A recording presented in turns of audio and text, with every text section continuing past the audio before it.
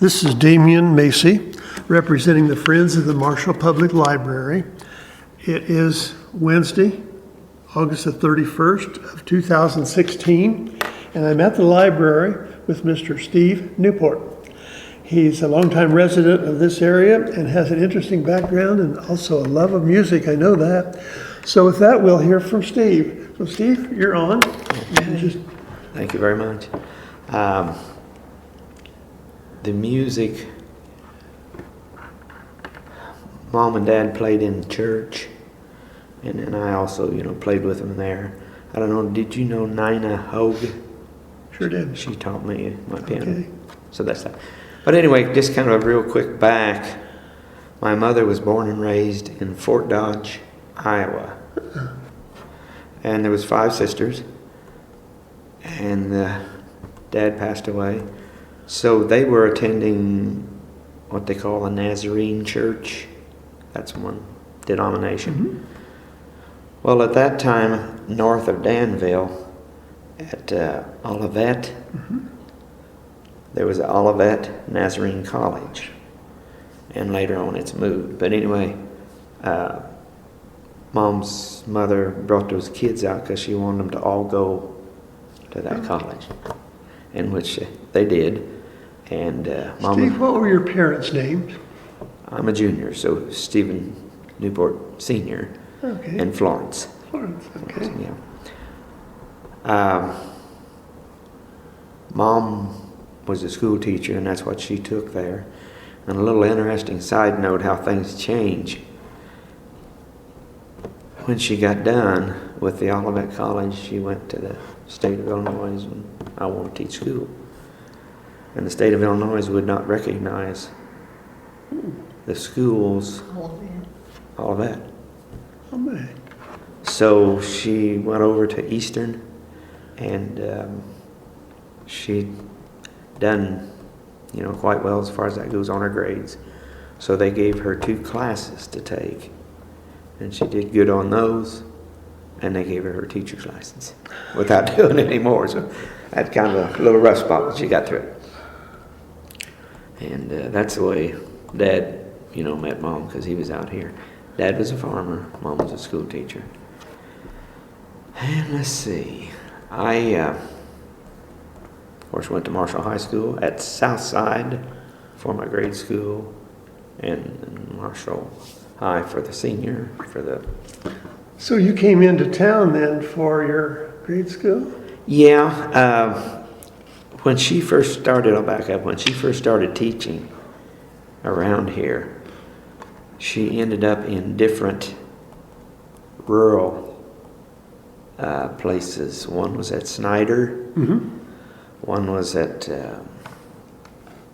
where Melvin and Jane live out there now. I can't think what that was, but anyway, she taught Old Brick, mm-hmm. which was over the, she taught a lot of different ones like that, but they finally consolidated everything. Right. And when that all happened, they brought her into town, Southside, and she taught 5th grade, and she taught that till she retired. Okay. So did you attend any of the country schools? Well, went with her because she didn't have a babysitter, but I wasn't getting educated. That's the way to learn early. Yeah. But no, my 1st grade was Southside. I don't know if you remember the Friedenbergers, Helen Jane. And, I sure do. And what was the other one? Alice was? No. But anyway, the 2 sisters. Yeah. And I had 1st grade with Helen Jane and 2nd grade with... Helen was the other one's name, wasn't it? I don't think so. Well, I don't know that. But both was wonderful teachers, but it was like daylight and dark. Helen Jane would just about as soon whoop you if you didn't be good, and I don't think you could make the other one mad. But anyway, I took my first 6th grades there, and it's kind of interesting. They wouldn't let a teacher teach her own kid because they was afraid it would be favoritism or whatever. So I had everybody but her. Do you have memories of the old school and what it looked like? Oh, yeah. It was a 2-story, had a basement, Some of the classes was in the basement. Our music class was in the basement. And I think they had, did they have a cafeteria down there? I know we could buy mail, as kids. Remember where that was. And I think we bought that down there. But they used the below ground. And then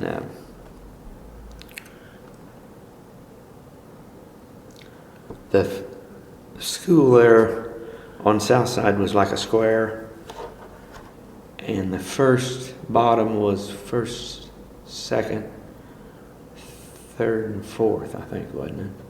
Mm-hmm. Around like that And the second, was fifth and sixth. Well, no, I went to school in the 5th grade with your mom on the bottom Oh, floor. did you? Okay. Mhm. Well, anyway, they had a square, and then there's also classes upstairs. And some, just depending on what you was taking and everything, you might come into class in the morning and go to this room, and then you'd have to leave later on. They did that when you was in school? Yep. I don't remember that. my mother taught down there for a couple of years. Did she? Yeah. In the early 40s or 40s. Yeah, Mom used to tell I thought it was kind of an amusing story. Of course, the kids had their desk and stuff they'd put in there. And I don't know if you remember or not, but one of the older candy bars, what was it? Oh, I gotta think. what Sugar that- Daddy? Sugar Daddy. Was a Sugar Daddy. And it was a taffy-like thing. caramel. And the teacher said, classes come back in, and sit down, and said this little girl just started crying, carrying on. I said, what's wrong? She said, somebody ate my Sugar Daddy. So you got a lot of interesting things. Some of the things with her out on the rural, she told stories there at Snyder. She said one year they had both a Christmas party and a spring finish up. And she said it was actually warmer for the Christmas party than it was for the other. But the one down on Grand Turn Road, there was a school there. And there was fencing right around by the school. And the guys had cows and things out there, And of course they couldn't get over to hurt anybody. She said somebody hit that ball and it went over the fence. Said, here come the old cow, and they were using, I reckon so it wouldn't hurt the kids, a sponge rubber ball. And the old cow ate that ball. In the ball game. And then I forget which place it was, but kids maybe sometimes misdegrade or whatever, some pretty good size kids in some of it. And they was out on the playground and found a snake. It was dead. And so this one kid, he grabbed it up and he said, well, I think somebody just hit it or whatever and killed it. He said, you're supposed to pop their heads off. So he grabbed that snake up. Now, he was completely dead. But his buddy was standing over there right in front of him, and he grabbed that up by his tail and he did that, and he lost it.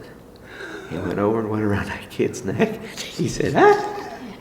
So she had a That lot was of, excitement for the day, wasn't it? a lot of tales that way. But she had 41 years in when she got done.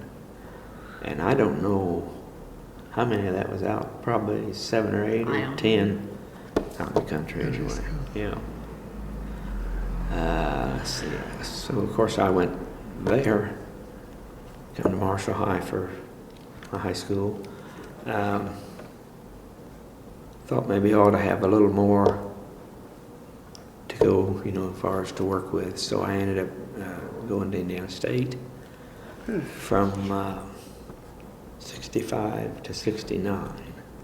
My grade school ended, or the graduation was 65.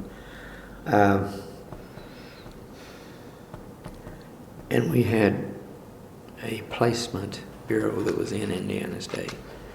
That they would bring in employers and bring, bring in students. So I placed through that at Arvin Industries. So, yeah.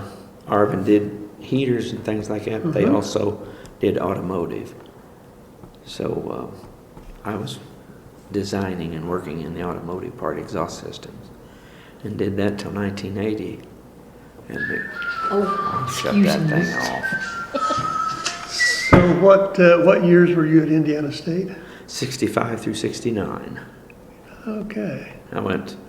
I didn't take any summer, but I went 4 straight years that way. Well, I went to Indiana State too. It was a pretty good school, I thought. Yeah. I graduated before you did. I graduated in 1960 from Oh, Indiana really? State. Okay. So this was right after that. Yeah. Well, mine was considered, it was non-teaching, but industrial education was the area. But that landed me that job at Arvin's. And that lasted until 1980. And I don't know if you remember, but the economy some, and also cars got kind of flat. And my position was salaried, so you had no bargaining with them. You know, well, I've got 5 years here, you got to do something. No, that didn't work. Bye. So I was trying to think. Do you have some particularly fond memories of, say, high school or Indiana State that really stand out in your mind? Yeah, I was active at Marshall in the music, in the band, marching band. And I ended up, for whatever, getting a letter, you know, in music. So we didn't go far, but we made some trips. We went up to Paris to their Honeybee Festival, Right. you know, things like that. So the music was probably one of the biggest things that I enjoyed. Did that kind of come easy for you, or did you kind of have to work at the notes and figure them out? The idea of the music and the rhythm and everything was good, but I played trombone in high school, and the music for the trombone, there's a bass and a treble clef if you look at, you know, at music, and the piano's written in one and trombone's written in the other, so it was kind of a restart, you know, a little bit. But I enjoyed it. When I first started in there, Arnie, do you remember Mr. Arnie? Vaughn Arnie? Sure do. His Very- wife was a good friend of my mother's. Yeah. Very nice guy, but he was mostly business. He was a taskmaster. Yeah. But And some of us, I guess you just had too much time on your hands. And we learned the trombone, of course, was variable, you know, the slide moved in and out. And it didn't take us very long to figure out that if you went way out on it and started in and pulled it up and let your tongue flutter, it's one of the most beautiful glass pack sounds that a teenager would like to hear. And you go, wow, wow, wow, wow, you know, we was doing that. Arnie come in. He said, if you could play as good as you could do that, he said, you'd be doing all right. So I quit that. it was more than just a subtle hint. Huh? Yeah, it was more than a subtle hint. And I lost, you do some things, and I didn't intend to do that, but lost that slide off that thing one time, and when it cleared, I don't know if was you ever in the band room at Marshall? It's tiered. Long time ago. And that silly thing went clear at the bottom, so there was some embarrassment, you know. Did it bend it enough? No, sir, you know, I I was put going it to say, back. it's a wonder you could get it back on. And Yeah, we went right back on and played, and we learned, you know, little tricks of the trade. They sell at the music places valve oil for your trumpets and things, and slide oil for that. But we figured out if you use cold cream, and then I think we cut it a little bit with water, it would stay on longer. So you learn some things, you know, like that. Did you have a favorite subject in high school? Well, that's hard. Well, of course, I always enjoyed band, you know, and music and that. And then I was a member of the FFA Farmers Organization, because as Dad was, you know, a farmer and everything. And turn that off, please. I'll turn that around. Did you have a subject that you really didn't like? Yeah, some of the math and things when it got a little involved, I wasn't real hot about, But Typical. it was, overall, it was pretty good. We had pretty good teachers. When you went to Indiana State, did you live on campus or did you commute? We commuted because at that time also, we looked about living on there, but Mom was still teaching here at Southside. So I had half my trip already made, to go on over.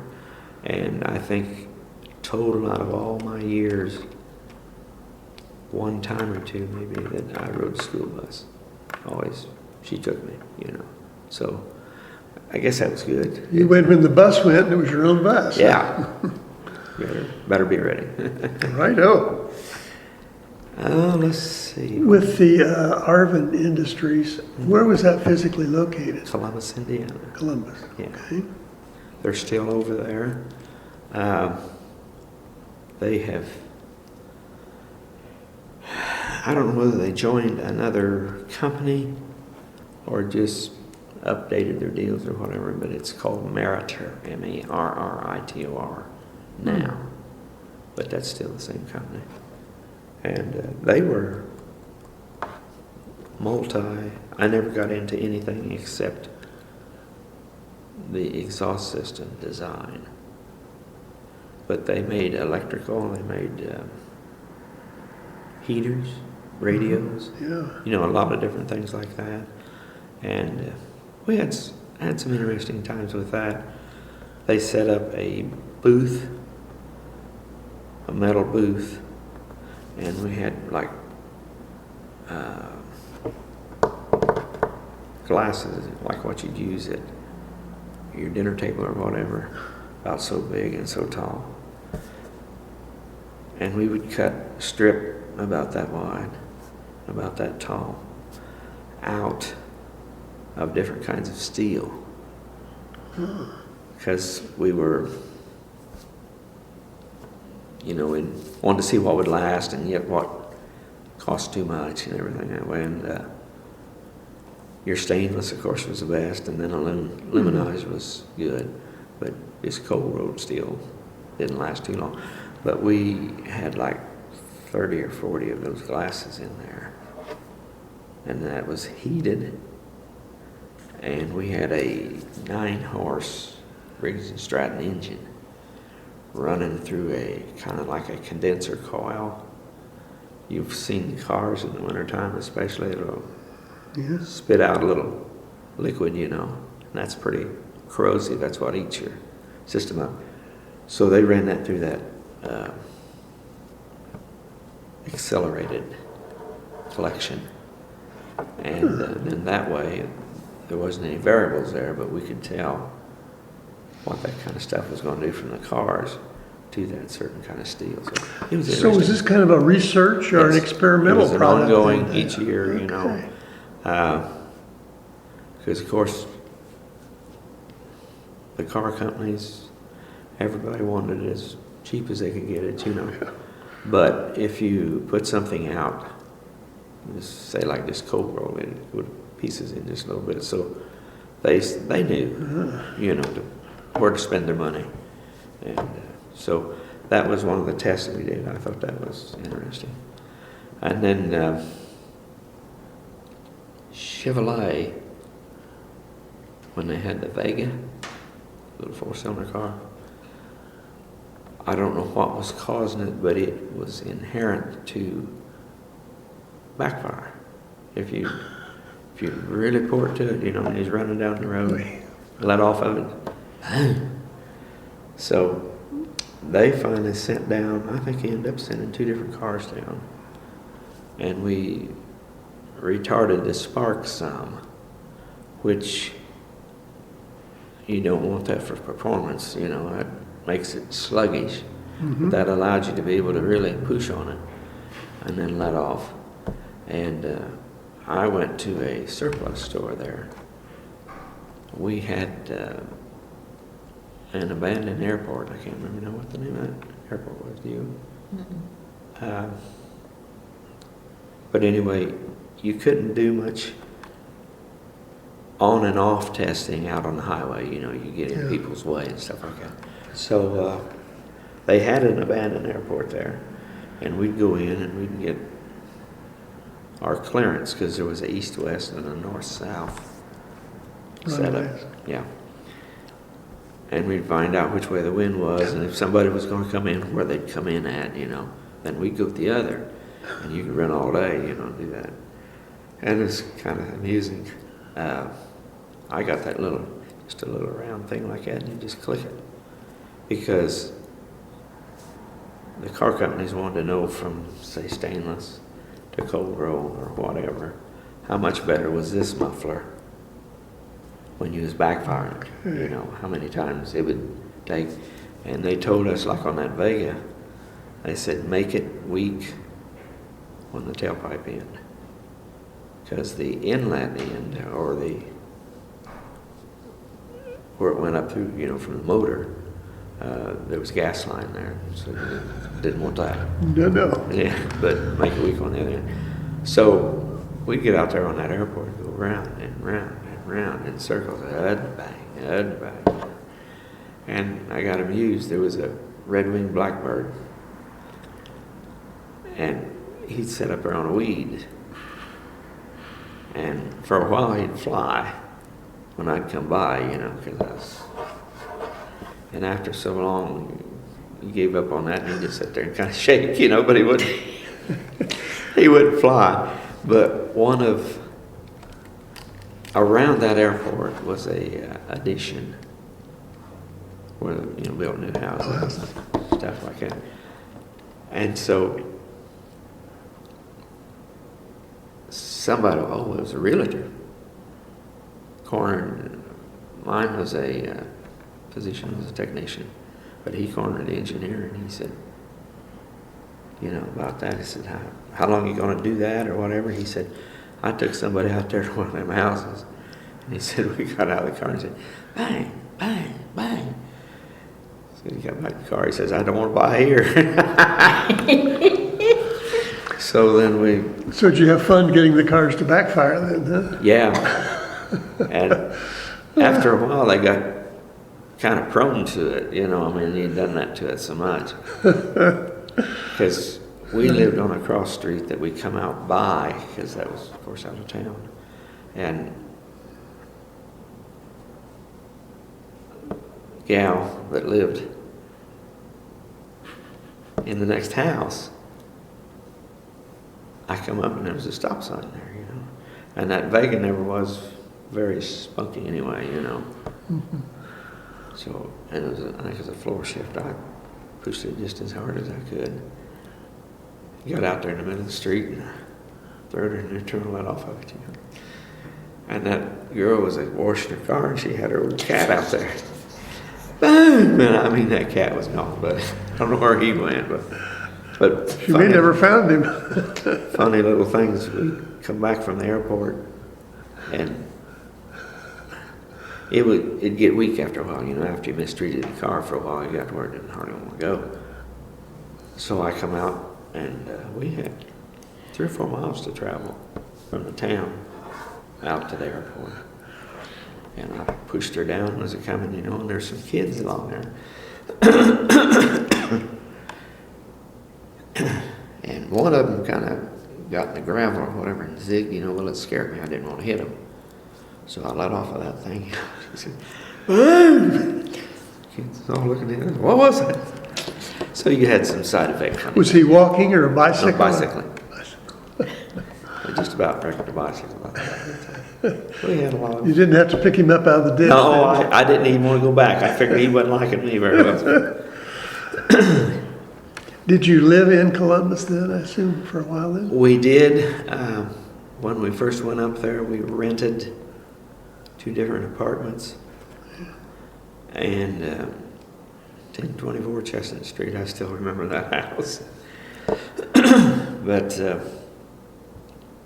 after we worked a while, got some money, we bought a little 3-bedroom home out in the addition.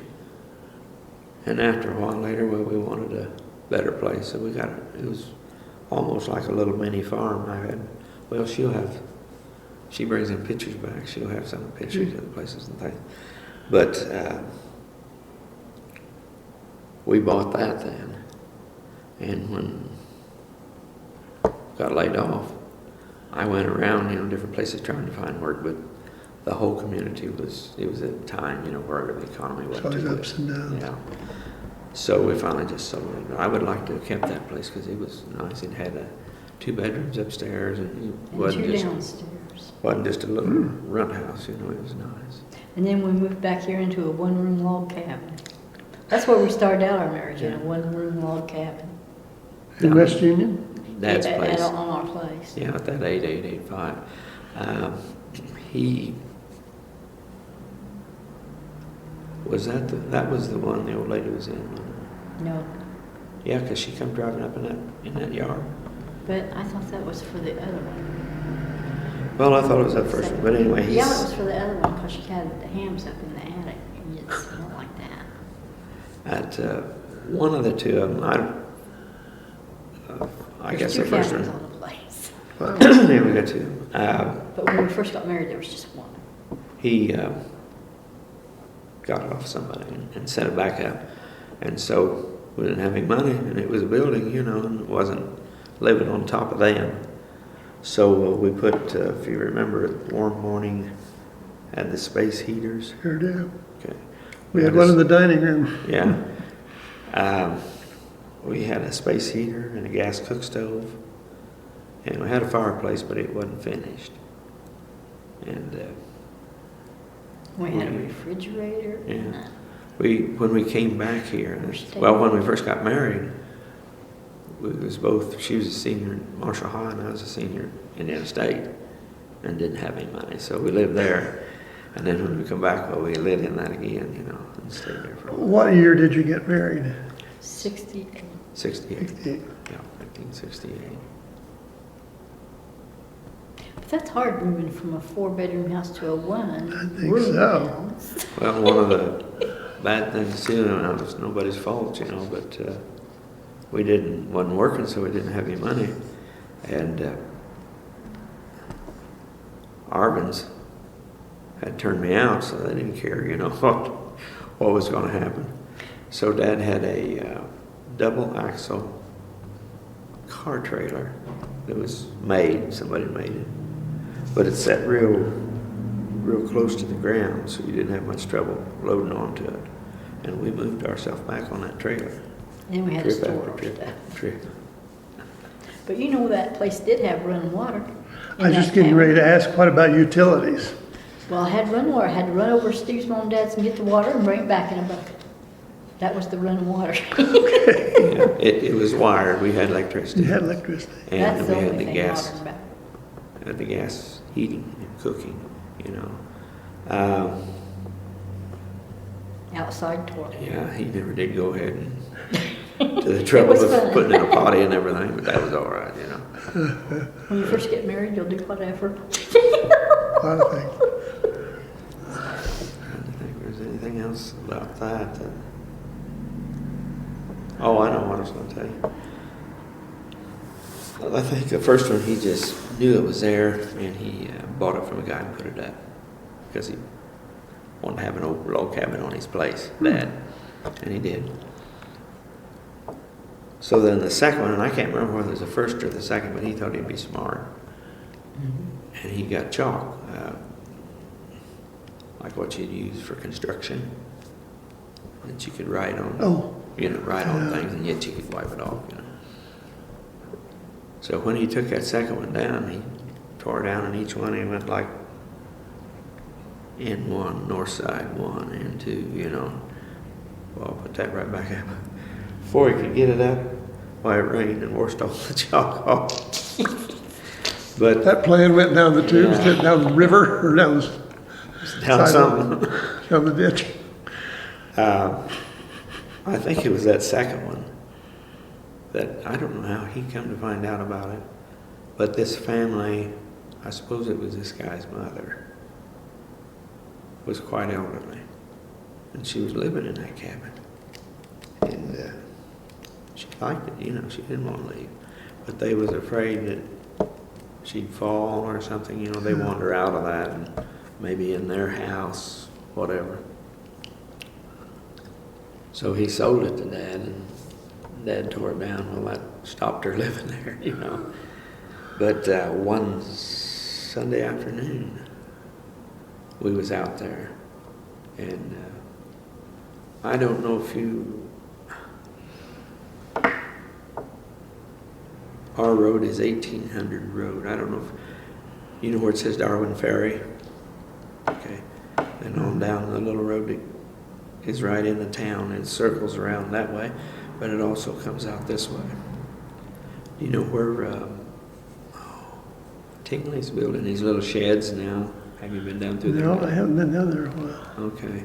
Well, Darwin Road, and then the next road is a two-way, went left and right. And the right was the road we was on. And they put a sign out there that said, you know, dead end, because it wasn't going to go anywhere. But that brought forth some interesting deals. People would still come back here and still try I still do. to go down through there. Great big, I don't know, was it a gas truck one time or something? The semi one time came back here. Yeah. But we're on what you would call dead end road, you know, so most of the time, unless somebody's reading GPS and it's mixed up, why, they're either coming to see us or they're lost, you know. Or it could be both. Yeah. That semi guy came back here, I went outside and he goes, well, why am I going to turn around? I said, Well, that time they come down through there with a pickup truck and he turned around at our yes. house. And I looked down the road and the next thing coming down was like a 2-ton truck. They were going to set telephone poles. Oh, So he backed over and our house is here. And then just down the road a little ways is the barn and, you know, the farming end of it. So he went over there and turned around. We got him turned around and looked down the road and here come a semi. And he had those big long poles, you know, and everything. Gee Oh whiz. my God. There wasn't anything in the field, so he just come down and back, you know, out in the fields and stuff. But you get dry enough that he didn't go down in the mud. Yeah. Yeah, it was dry enough. They hadn't planted anything, you know. But it was interesting to see almost once every 2 weeks or so we get somebody back here. I'm looking for so-and-so. Well, you're one road off. My No. GPS told me come back this road. Well, sorry, buddy. Can't always depend on GPS. I No, know that. well, all they did with the creek was just like ties and things. So What year did you actually move back to Marshall then? 1980. 1980? Mm-hmm. 1980, yep. May of 1980. I can't remember the exact date, but that was when we got laid off. And I talked to the boss, you know, I said, is there any chance, you know, later on things will turn around? He said, you better just find another job. Because I was salaried. The economy was. They had no obligation. You know, they had given you your work. And it was almost 11 years, so that was, you know, pretty good. But start all over. We came back here with about 50% income. That's what that was. But we had a place to live, you know, and everything. So. And, you know, things, they work out. God can see farther than we can. And we got back here so we could be around Mom and Dad because they were beginning to get older, you know. So it worked out really. God always works things out. Seems to. Yeah. He's got a master plan. Yeah, Yep. better than ours. I figured he knew that his mom and dad was going to get worse, so we needed to be back here because he's the only child. So Yeah, I don't know. Is there So anything- back in West Union, Mhm. where was your path to then? for about 6 months, it was for nothing. There wasn't no job. We came back, and of course, Mom and Dad was there. And they weren't going to let us starve. I mean, you know, things like that. But it took just about 6 months each time to pick up something.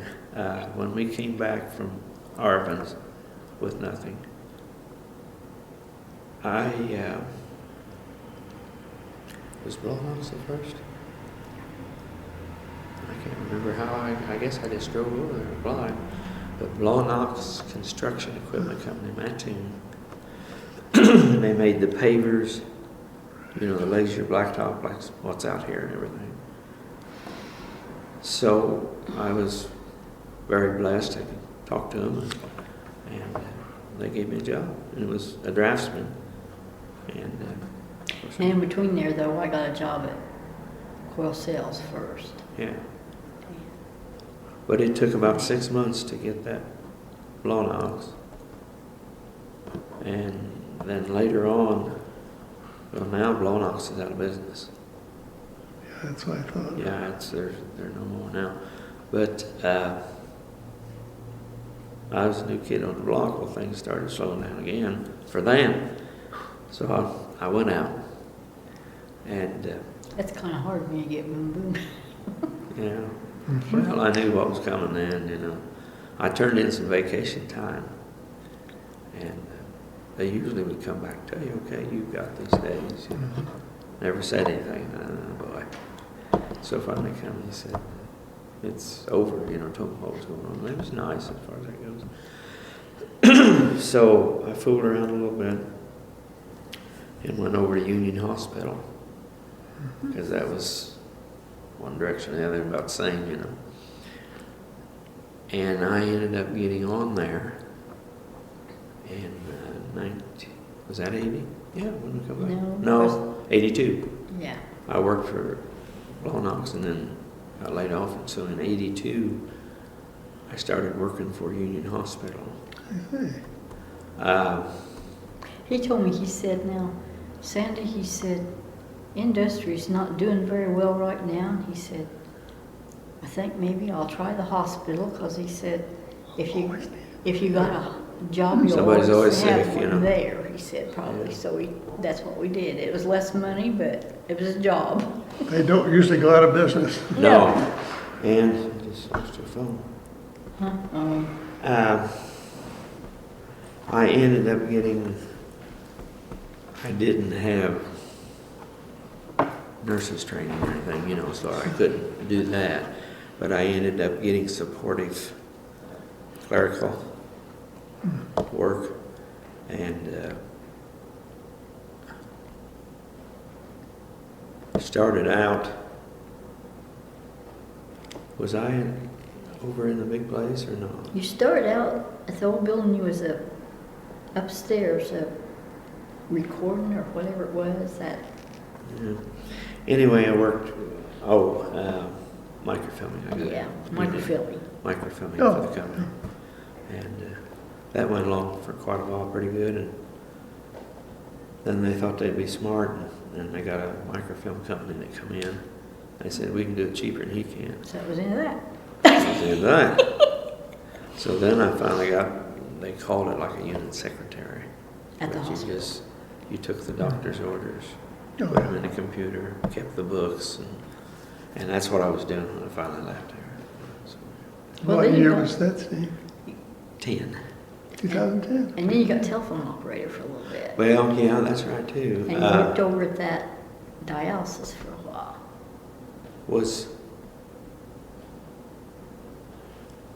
Okay, before I was a unit secretary, I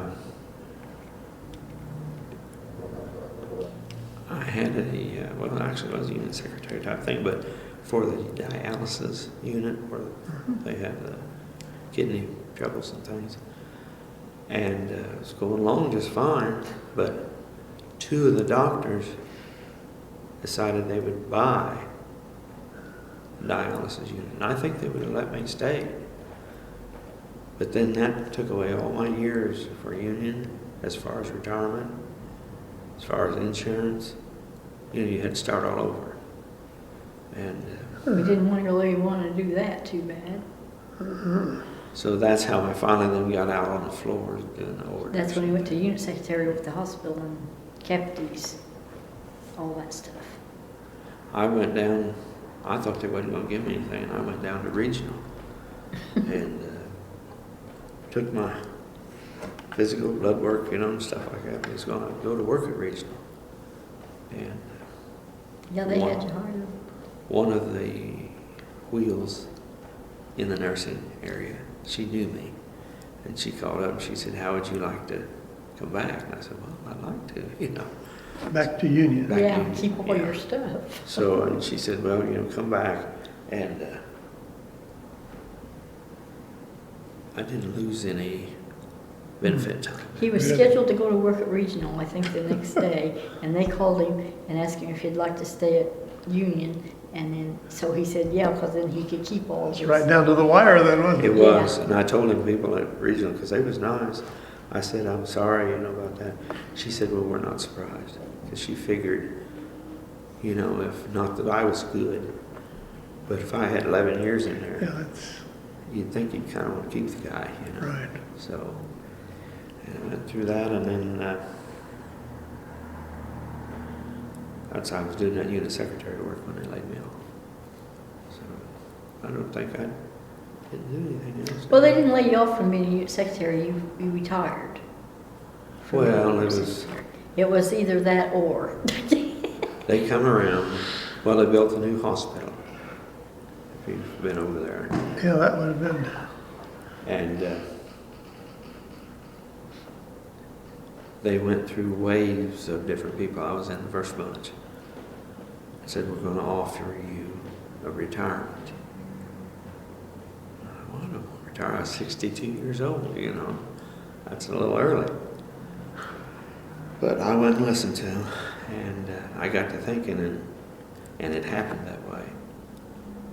I thought, if I don't take this, they're probably going to find something, a technicality or whatever. Because later on I heard them say, "Well, they got this one and they got that one." And I had worked with them and they were good workers. It just, business isn't always 100%.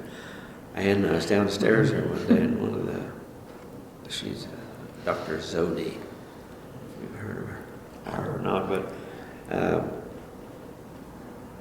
she was a good friend of mine, and I did her charts and everything that way too.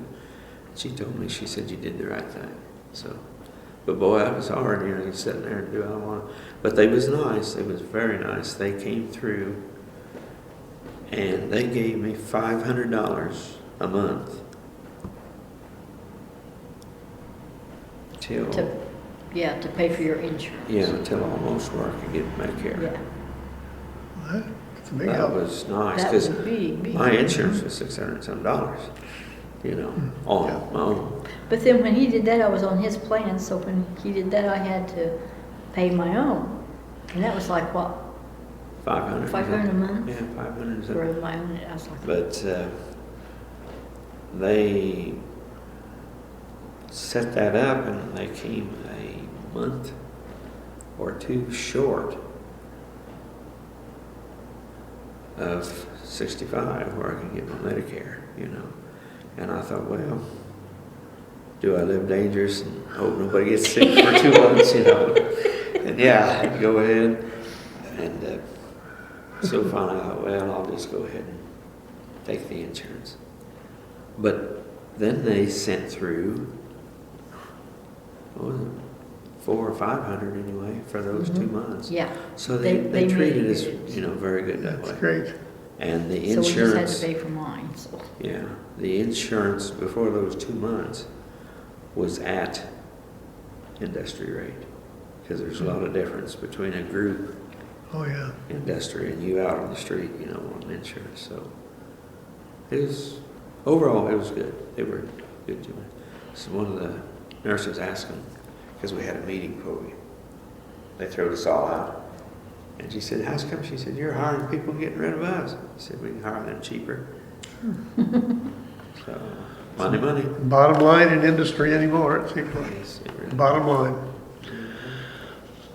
I know, Steve, you had probably some hobbies back in your youth. I know one big one, obviously, is the music. Right. But do you have some other hobbies that you like to do? Yeah.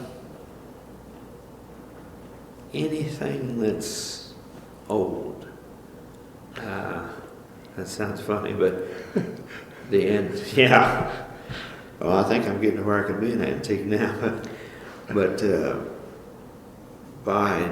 Dad farmed, you know, and so I seen a lot of. I've still got 2 of his tractors that he used when he was farming, but I used them and got to see, you know, different things that way. So probably one of my biggest hobbies now is old-time farm machinery, and I've got 2 small trailers with engines on them that were maybe in the 50s or 40s, or even maybe some of them back in the 30s, size-wise about like what you'd have on a lawnmower.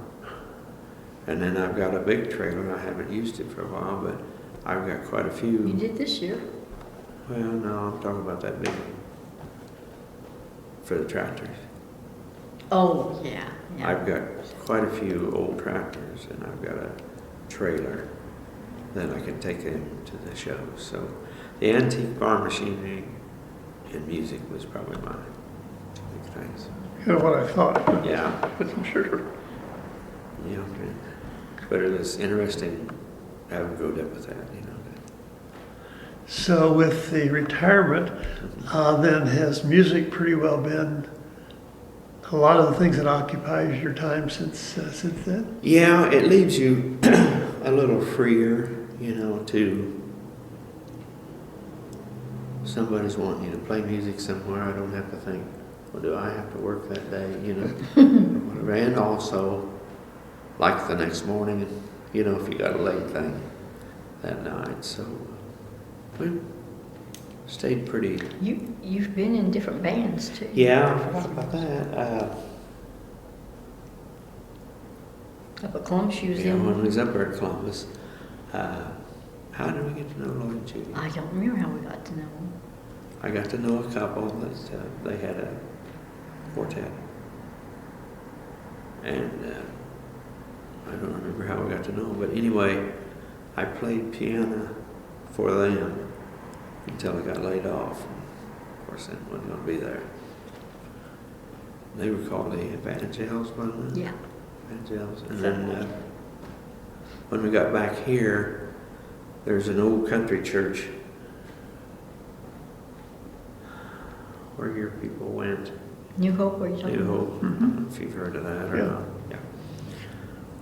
So they were having a homecoming, you know, with people coming in and playing music. And there was a group there that was, you know, what we need. So when we all got done and everything, and they were packing up their stuff, you know, I went up and I said, hey, I said, I didn't want to put them right on the spot, but I said, do you know anybody that'd be looking for a piano player? Well, I suppose it kind of took him back, you know. He said, no, I don't. Because they were playing with just guitars and things. But it was probably, what, a few weeks, 2 or 3 weeks. And they called me up. And they said, would you like to play, you know? And so that went to that. That was What called was their name? Old Time Country Gospel. No, that wasn't the Old Time Country Gospel. It was Kenny. Was it Kenny? Well, then what about that other group? Before that, they had the bus and everything. Well, that was the last one. No, Is Kenny it? was the last one.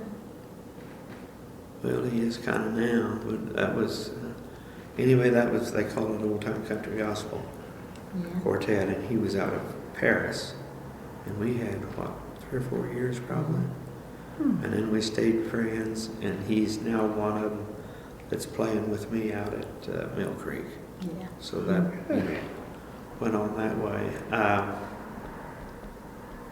Then I found a guy in Terre Haute. I don't remember how some of this how we got to know him, I don't know, but it was a girls trio. What were they called? Jim Lester and I know what you mean, No. but I know it's on, I don't remember what that's called. But anyway, it was a girls' trio, so I played for them for a while. And then keeping 3 or 4 or 5 people in the same direction all the time is hard. For along somebody else. Well, And so, what did we do? There was another. Yeah, the one with the bus. Okay. You guys traveled around. Yeah, we traveled quite a bit. Think of the Jeez. numbers. Gary Lee and the Churchmen. Yeah, that's it. heard that. Okay. They were out of Oakland. Okay. And That was interesting. that was probably the biggest run that I had because they had gotten, wasn't anything fancy, but they had gotten an old bus. And we did some traveling. Gary Lee was the dad. And his boys, 2 boys, played in the group. I played. Well, one Yeah. boy and one nephew. Yeah, okay. And I played piano and things for them. But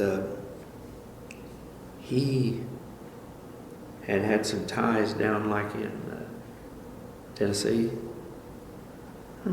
So once in a while we had our jobs. He was with a radio station. But once in a while we'd take off like for a weekend and go down to Tennessee or wherever, you know. And that entailed some memorable things. Oh, good.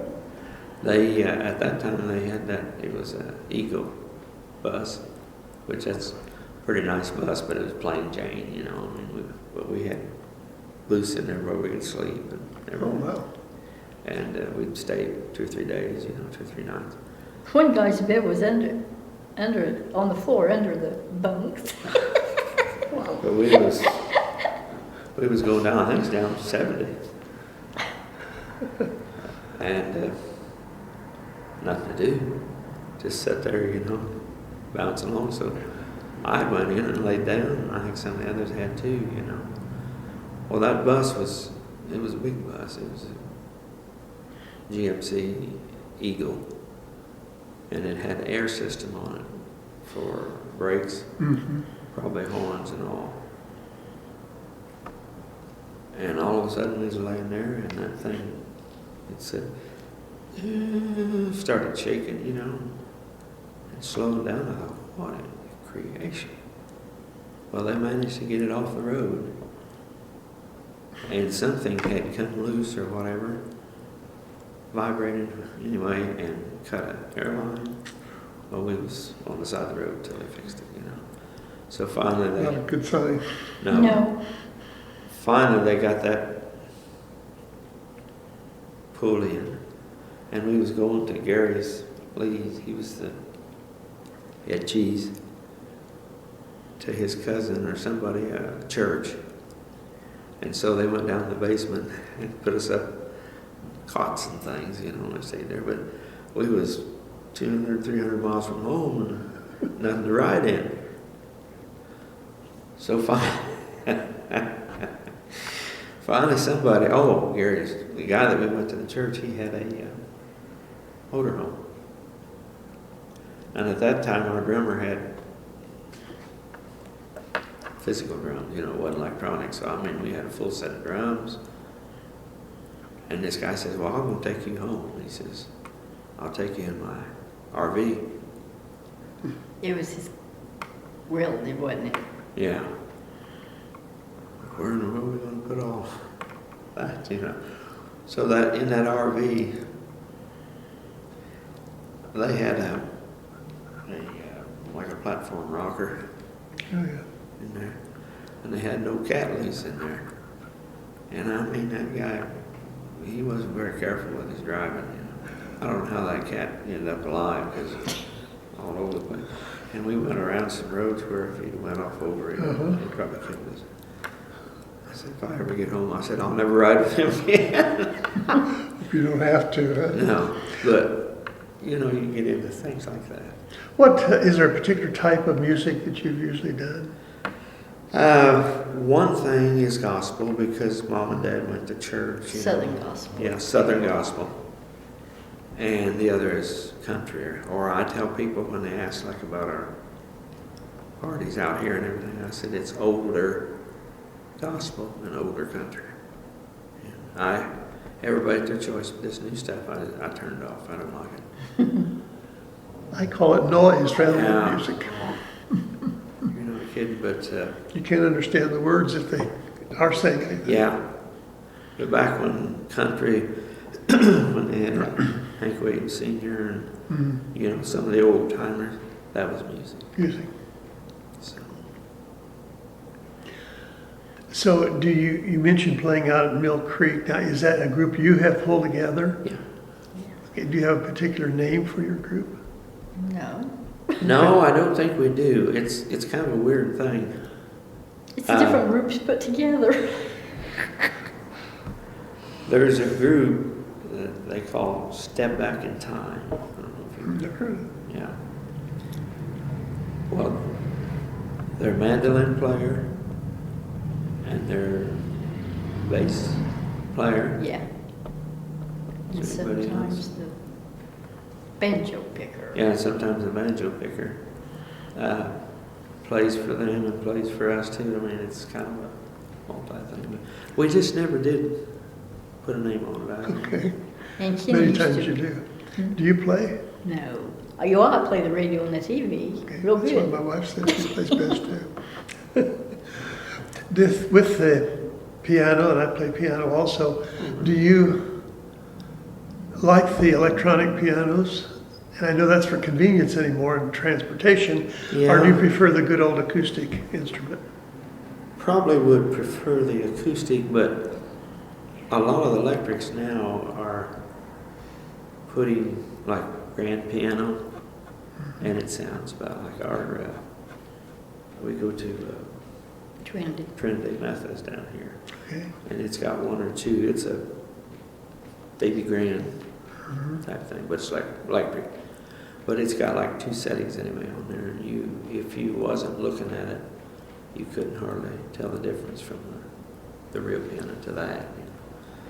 But I've got a keyboard. That thing's got all sorts of sounds on it, and sometimes there's points where it's kind of neat to have those. I think where you see the biggest difference in that is when you're working outside. The sound isn't the same. Oh, yeah. Some of the early electronics sound, I guess, a little tinny or something. They sound Yeah. like almost like a They guitar did. out of tune or Yeah. something. They really didn't have a lot of choices on the But the first newer one. ones are much better.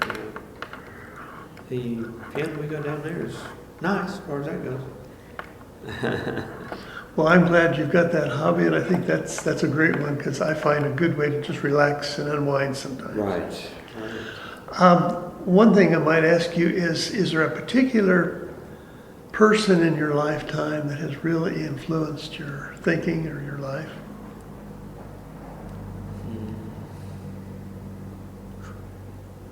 Well, I suppose first off, would be parents, and for the fact of them being in charge or whatever, teaching you, but also since both of them were involved in music, that really That's a plus. plus in. I like to listen to some of the older piano players and stuff like that. That probably gets my attention about as good as anything, You probably remember Joanne Castle that was with Lawrence Welk. Yeah, yeah. I've heard her in person, Oh, really? and she studied as a classical pianist. Oh, wow. And I heard her play, it was a Christmas program, Oh Holy Night, and oh my gosh, it was just absolutely heavenly. But then she went into the rinky-tink also. Yeah, yeah. And just flies, but it's amazing that she had that classical background. Yeah, she can go both ways. Mm-hmm. I'll tell you somebody, I really enjoy hearing her play. She don't do anything much different, it's just that. That's Del Wood. Yeah.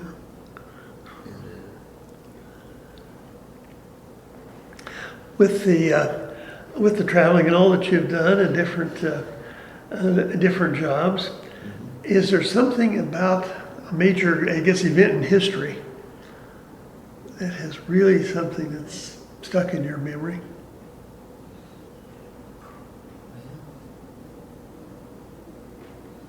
What do you What do you mean?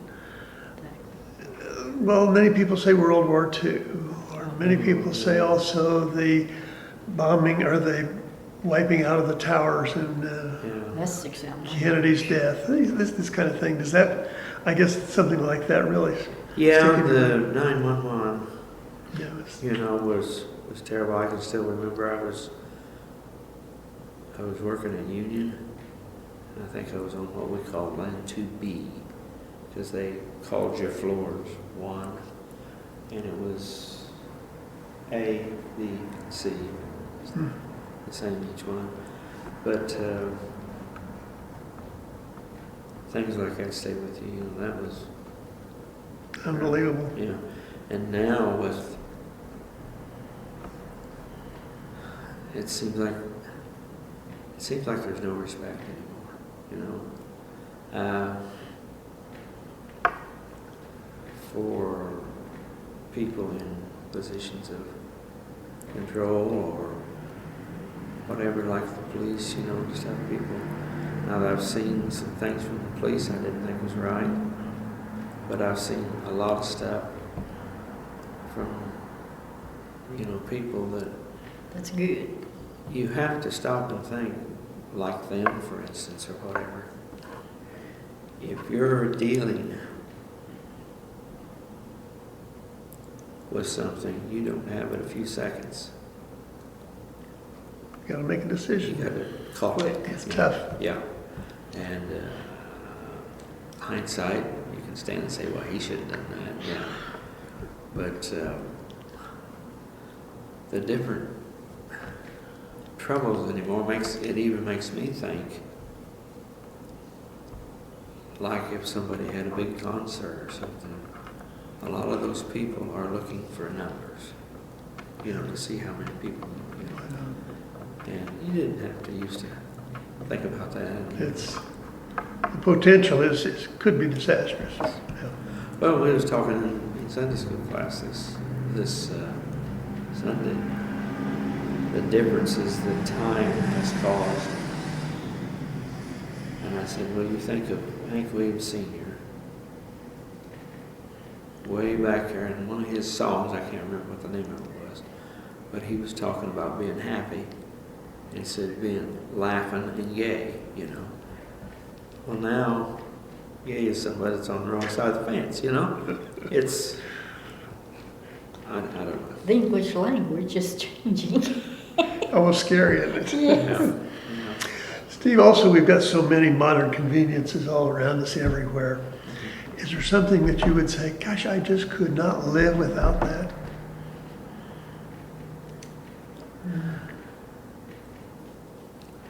Well, one thing would probably be, and there's different extensions of that, but like phones, cell phones, things like that. Oh, I could live without mine if I had to. Electricity.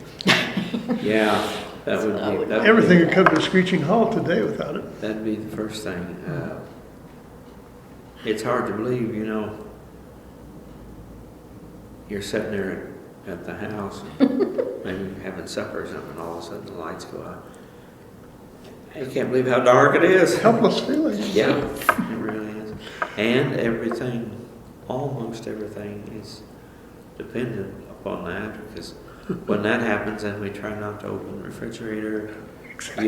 You eat out of a can or something. I always keep canned stuff on hands, and then if that happens, I can fix supper anyway. How about the electric can opener, though? Yeah. I just got a crank one. Okay, that's the best one. With the earlier discussion here, and I didn't get your full name, Sandra Sandra, what was your maiden name? Maurer. Sandra Maurer, okay. You know Bob Maurer? Uh-huh, He was my uncle. okay. Probably didn't know her dad, but Harold Maurer. They called him Bud. Died. Was a farmer. Yeah, I knew the name, but I don't think Yeah, I... that's Bob's brother. And what year were you married then? 68. 68. Yeah. Was married in 68. Used to be some situations with that. People, that's her last name, maiden, was M-A-U-R-E-R, Maurer. But some of them will call her Mari, and all sorts of... My poor aunt, when she was in the hospital to have one of her babies, they called her Mrs. Monroe.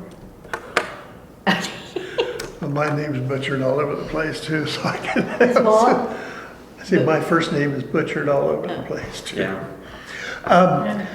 I have really enjoyed this, Steve, and you know, this is not for today or tomorrow, but really for the future, as the name implies, oral history. And somewhere, someone's going to read this or listen to it and say, I didn't know that about Steve. Yeah, I hope you can get a lot of different ones, you know, too. Yeah, I think you're probably my 112th or 113th one. And Wow. everyone has a story, and it's really enjoyable. And one last question that I usually ask just about everyone. If you're traveling somewhere else, maybe even in another country, and you said, I'm from Marshall or West Union, Illinois. And they say, where is that? What's that all about? Yeah. What would you tell them about your community and maybe the Marshall or Clark County area?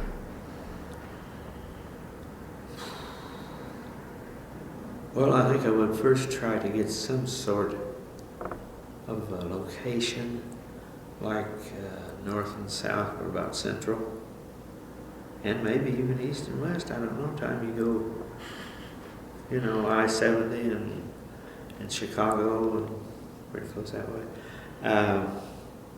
I would tell them that it's, I think Marshall, West Union, and all that is basically at least originated from a rural or a farming Oh, yeah. background. And I think that's one And the reason. people's mostly friendly. Yeah. You can't believe some of the people you meet, you know, sometimes when they're not from a good place. Well, I think that sums up the your concept of where we live, and it's a pretty good place to come back to, especially if you live somewhere else. Amazing people after a while say, Marshall's a pretty good place to live and come back to. It seems like they don't have some of the problems that the bigger Yes. cities and things have, you know. Sometimes after living up at Columbus, sometimes it amazes me in Marshall here, like people be sitting in the middle of the street talking. If there's not much traffic, you know, you'll just be, you wouldn't do that up Oh there. my gosh, no, you'd be plowed under. Well, thanks again, Steve. I really appreciate you taking Thank the you. morning out and spending the time with us to do Having this. us, we- And it's so nice to have you with us too. And thanks again. It's really appreciated, and to get a part of capturing our memories of our local people.